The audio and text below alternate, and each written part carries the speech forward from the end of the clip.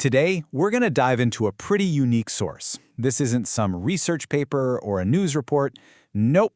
This is a personal journal written in real time as the COVID-19 pandemic was unfolding. It's a raw, very philosophical look at trying to find some kind of meaning when the world felt like it was being turned completely upside down.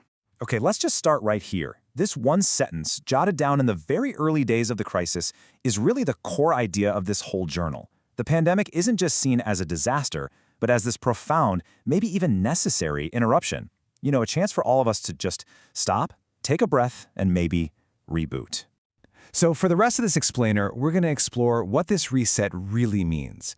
We're going to see how the author uses this metaphor to diagnose what they see as society's underlying illness, and then prescribe a pretty unconventional cure. To really get this perspective, you have to see how it evolved. These entries weren't written in a vacuum. They were a direct response to what was happening in the news, from that initial shock right through the political firestorms, the arrival of vaccines, and then nearly 2 years later, asking those big questions that were still hanging in the air. So what was the problem that this reset was supposedly meant to fix? Well, the journal argues that the virus didn't actually create a new sickness in our society. Instead, it just ripped the Band-Aid off and exposed one that was already festering just under the surface. Think back to those first few weeks, right? The empty shelves, the hoarding of toilet paper of all things. The journal points to all that as evidence of a mob mentality. The argument is that fear didn't just make us sick, it revealed this deep-seated selfishness that was driving how we reacted to everything. And the author really boils this down to a fundamental conflict between two ways of being. On one side, you've got the me state, driven by panic, fear, and selfishness, and on the other, the we state, all about unity, kindness, and consideration. The journal basically presents the pandemic as the ultimate battleground between these two mindsets. And look, the author does not mince words here. They point to real things that happened, like college kids packing the beaches for spring break right in the middle of a shutdown, as a perfect example of this me thinking. This quote is the author's way of summing up an attitude that they saw as a profound failure of empathy. So, if a me-first mindset is the disease, what's the cure? Well, it's not some new law or a government program. No, it's something way more personal and honestly much deeper than that. And this is the crucial part. The solution being proposed isn't out there, it's in here. The argument is that we've collectively forgotten our true nature, and the only way to fix things is for each of us to look inward and reconnect with these fundamental, universal laws.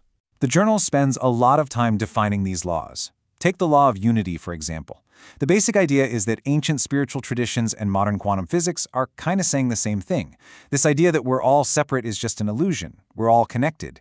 And believing that isn't just a nice thought. It's presented as the bedrock of a functioning society. To make this idea of an inner struggle feel more real, the journal brings in this really powerful Cherokee parable. It describes this fight that's happening inside every single one of us, a battle between two wolves. One represents our worst impulses, and the other our best. And the story, of course, poses the most important question of all. If this fight is raging inside all of us, which side is going to win? And the answer? It's just brilliant. So simple, but it really hits home. The outcome isn't set in stone. It all comes down to a choice. Real change, the journal argues, starts with consciously deciding to feed our better nature, to actively choose kindness, compassion, and that sense of unity. Okay, but let's get practical.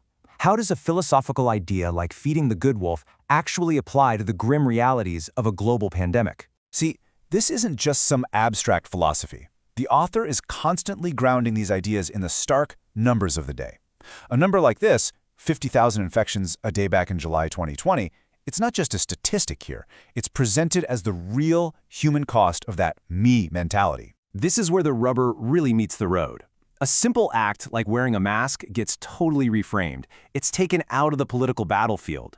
In this view, it's not about freedom or being told what to do. It's a practical expression of the law of kindness. It's an action that says, I see that we're connected and I care about what happens to you. And the journal doesn't just leave it at theory. It provides a kind of toolkit for building up this we consciousness. Things like meditating to quiet your mind, consciously practicing kindness, being generous, and my personal favorite, pulling your negative weeds like anger and fear every single day. So all of this leads to the journal's final and I think most urgent challenge. This was written almost 2 years into the crisis, right when everyone was so desperate to just move on. Wow, what a powerful metaphor, right?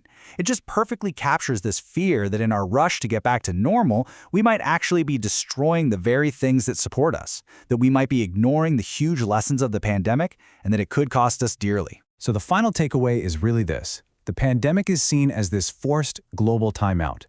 It's as if the author is saying Mother Nature literally sent all of humanity to its room to think about what it had done. We were given a really clear choice.